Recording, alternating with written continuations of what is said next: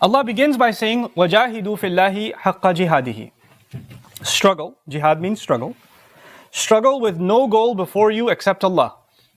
Be clear that every struggle you're making, Allah is in your vision. And do that in the way that Allah deserves. I'm being very rough and easy with the translation for the purposes of khutbah. Struggle for the sake of Allah the way He deserves it. Try to do things for Allah the way He deserves it. Now, the issue is that that's practically impossible. None of us prays to Allah the way He deserves it. None of us thanks Allah the way He deserves it. None of us obeys Allah the way He deserves it. None of us remembers Allah the way He deserves it. That's impossible. No matter how much you do, you and I can never actually fulfill how much Allah actually deserves. وَأَصْبَغَ عَلَيْكُمْ نِعَمَهُ ظَاهِرَةً وَبَاطِنًا. Allah says He unleashed His favors on you, the ones you can see and the ones you can't even see. The ones that are obvious and the ones that are hidden away. How can I even thank Allah for things I can't even acknowledge? I don't even know they're hidden from me and they're being done to me. Favors that are happening inside of my body right now, that are happening from Allah, I am not even aware of them. And yet, Allah knows that He's doing them, I can't. One of the most favored slaves of Allah, one of the most grateful human beings of Allah, Allah describes Ibrahim alayhi salam saying, شَاكِرًا لِأَنْعُمِهِ. He was grateful to Allah's favors. But the word an'um is, so those of you who know a little bit of sarf, is considered jam'u qillah, which means he was grateful for only a few favors of Allah. It doesn't mean many favors, it means a few favors. Now that sounds inappropriate. Ibrahim alayhi salam was grateful for a few favors of Allah. Well, no, actually compared to the number of favors Allah has done, a human being, even if they spent their entire life being grateful like Ibrahim alayhi salam, that would only amount to a few favors that you were actually able to be grateful for. And there's so many unlimited more that you and I cannot even count, much less be grateful for. So Allah says, وَإِن تَعُدُّوا نِعْمَةَ اللَّهِ لَا تُحْصُوهَا. If you try to count or encircle, completely grasp the favor of Allah, you can't. And in that remarkable ayah, He didn't even say the favors of Allah. If you and I can't even fully appreciate one favor of Allah. Ni'mat Allah. That's ismu jins here, it's mufrad also. One single favor of Allah I can't fully appreciate. One favor of Allah is my ability to see. One single favor of Allah. In how many ways is that one single favor of Allah helping me? I can't even count.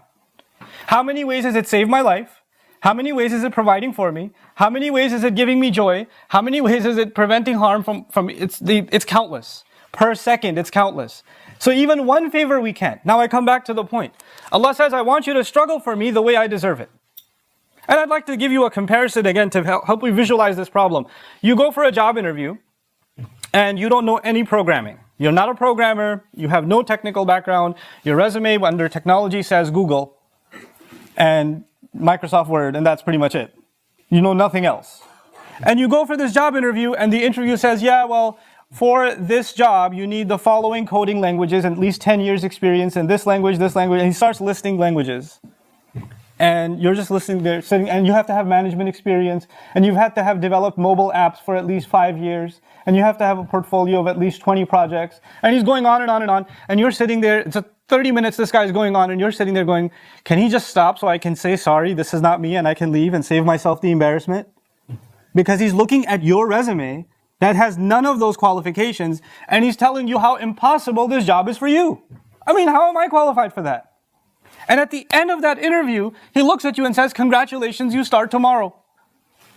Well, if he said that, you'd be sitting there, no, that's not me, I can't do that job. I'm not qualified for this. Why are you choosing me?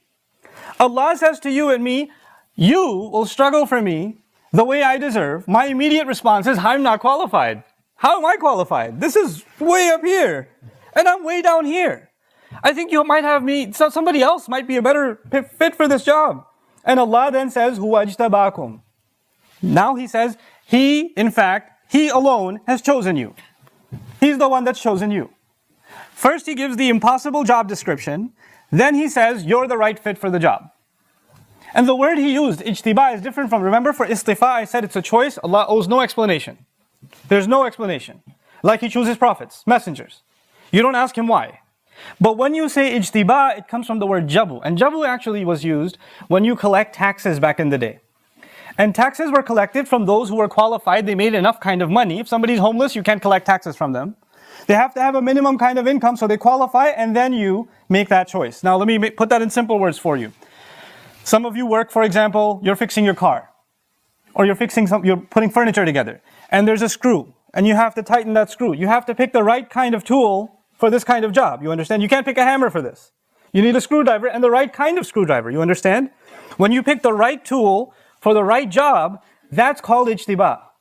When something fits the job and you make that choice, that's called ijtiba. What I'm trying to get at is Allah sees in you and He sees in me something that He decided of all the other billions of people in the world, you should get to say La ilaha illallah. You should get to say Muhammadur Rasulullah sallallahu alayhi wasallam. He sees something in you that qualifies you to struggle for Him. وَجَاهِدُوا فِي اللَّهِ حَقَّ جِهَادِهِ هُوَ اجْتَبَاكُمْ. He selected you. And it's it's the right fit for the job. I don't even see that qualification in myself. He sees it. He sees it. And now I take you back to the example I gave you. The guy says, you start your job tomorrow. Clearly you're not qualified. Even if you bring me to the job and sit me on a desk with a keyboard in front of me and you want me to start coding, I'm just going to write my personal story. Maybe my resignation letter is what I'll be typing. I don't know what else I can do. And he knows. And he says, look, I know you're confused. I know you don't think you know what you're doing. But I know talent when I see it. I've been doing this a long time. And I know you're capable of this. And I know for a fact, when I train you, this is going to be easy for you. You're going to be surprised at yourself. In other words, your interviewer sees something in you you can't even believe about yourself. Allah Azza wa Jal in the next phrase of this ayah says, وَمَا جَعَلَ عَلَيْكُمْ فِي الدِّينِ مِنْ حَرَجٍ.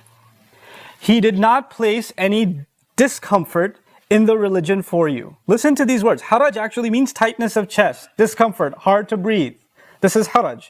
He didn't put any restriction, difficulty, anxiety, pressure in the religion for you. In other words, first Allah says you have an impossible job, and even though you're not qualified, you're chosen, then He gives you comfort and says, listen, I know you think you're not qualified, I'm going to make this easy for you. وَمَا جَعَلَ عَلَيْكُمْ فِي الدِّينِ مِنْ حَرَجٍ. You know, it looks impossible, but I'm the one who makes it easy.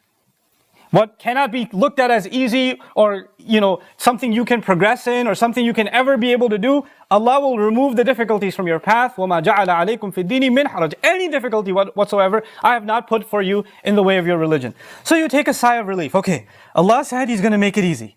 I can do this. I got this. And then come the next words of this ayah. Allah says, Millata abikum Ibrahim. He says, you are the continuity of the legacy of your father, Ibrahim. So He makes reference to which prophet? Ibrahim alayhi salam. Now hold on a second. Ibrahim alayhi salam, of all the prophets, Ibrahim alayhi salam. Because when you think of Ibrahim alayhi salam and the struggles he had to do, they were pretty easy, right? I mean, he only had to leave his family in the middle of a desert and walk away. And when his son finally grew up, he only had to take a knife or he had to, even when he was younger, he had to challenge his own father, take on the entire town, get thrown into a fire. When you think of the things Ibrahim alayhi salam had to do, you don't think of easy tests.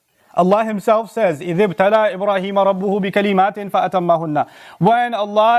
When His master tested Ibrahim alayhi salam thoroughly, these weren't easy tests. This is the kind of test that no human being after him was given, the way that he was tested. And yet Allah says, this job that you have is actually a continuity of the same legacy as who?